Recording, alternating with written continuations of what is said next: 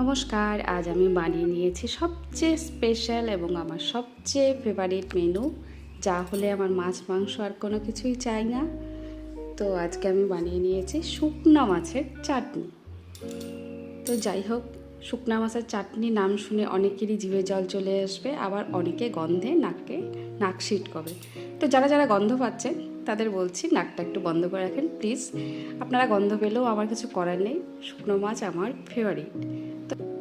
তো এই favourite ডিশটা share না করলেই নয়, তাই এখানে আমি আজকে শুকনা মাছের চাটনি কীভাবে করছি সেটা তোমাদেরকে দেখিয়ে দিচ্ছি। তো এখানে আমি শুকনা মাছ চাটনি করার জন্য তোমরা প্রথমেই দেখে নিয়েছো রসুন, পেঁয়াজ, আদা, লঙ্কা সব কিছুকে শিলনোড়াতে বেটে নিয়েছি। এবার কিন্তু এখানে রসুনটা একটু ভালো মতো বেটে নিয়েছি, বাকি পেঁয়াজ, লঙ্কা আর এটাকে আধো আধো বাটা করে নিয়েছি, আর আদাটাকেও বেশ ভালো করে পেস্ট করে নিয়েছি। তো শুকনো মাছটাকে এখানে